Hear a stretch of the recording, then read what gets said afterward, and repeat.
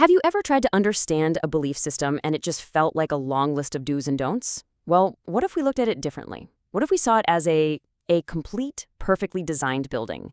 Today, we're diving into the teachings of Sheikh Abdulrahman Al-Heji to explore Islam exactly like that, as one massive, integrated architectural structure built from the ground up. So here's our plan for today. We're going to start with the grand blueprint, the big picture.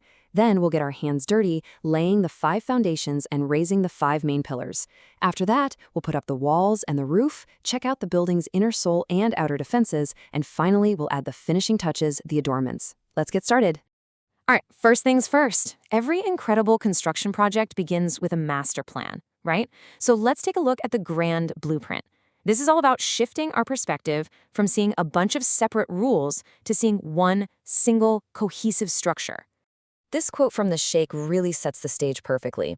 He's inviting us to imagine our faith as something intentionally constructed, where every single piece, every element has a very specific place and purpose. Nothing's random. It's all part of a grand design. And here it is. This is the master blueprint, the whole system at a glance. You can see how it's all layered. Right at the bottom, you have the foundations. These are the core rules or beliefs. Building on top of that, you get the pillars, which give it that practical structure. Then you've got the fortresses on the outside for protection, the soul on the inside that gives it life, and right at the very top, the decoration that makes it all beautiful.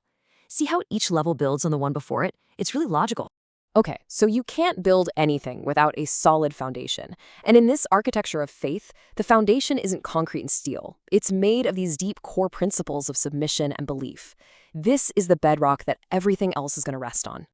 Now, the really important thing to get here is that these 5 foundations are all about commitment, about what you believe. It starts with the big one, acknowledging God as the one and only creator. From there, you accept his authority over everything. That naturally leads to understanding that he alone has the right to be worshipped. And finally, it leads to the commitment to follow his messengers. This is the unseen but absolutely crucial bedrock for the entire building. So, the foundation is poured and set. Now it's time to raise the pillars. These are the parts of the building you can actually see, the big, load-bearing columns. They're the practices that give the faith its real, tangible shape. And here they are, the famous 5 pillars. I'm sure you've heard of them. The Declaration of Faith, the Shahada, that's like the central column holding everything up. Then you've got the 5 daily prayers, the yearly charity, the month of fasting, and that once-in-a-lifetime pilgrimage. These aren't just ideas. They are the actions that visibly support the whole building. Okay, a building with just a foundation and pillars? Well, it's not much of a building, is it? It's just a skeleton. So now we're moving on to adding the walls that protect it and the roof that pulls it all together. This is what gives the building its integrity.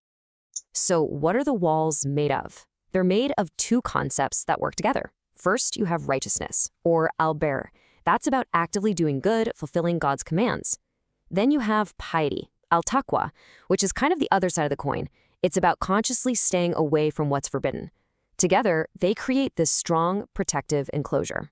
And the final piece of this main structure, the roof.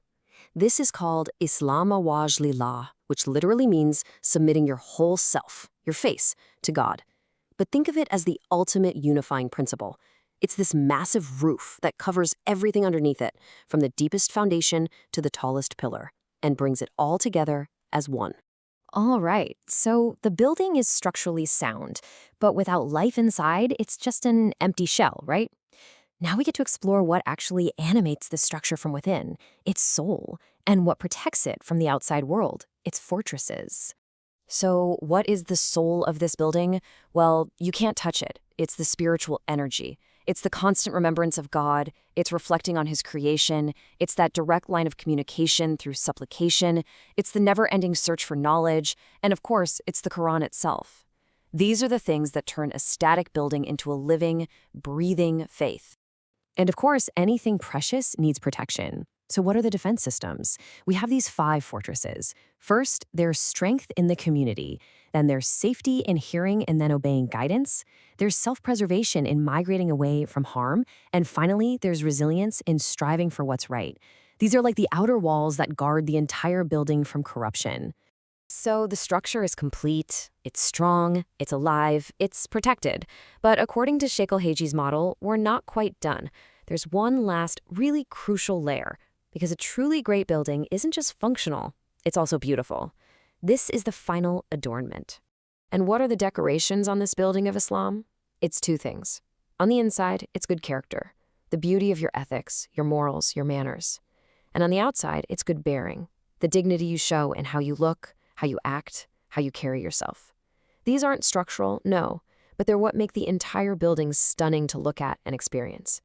So, seeing your faith laid out like this, like a grand, cohesive architectural plan, it's pretty amazing. It's clear, it's logical, it all fits together. But it leaves us with one last really big question to think about. If this is the building, what does it actually mean to live inside it?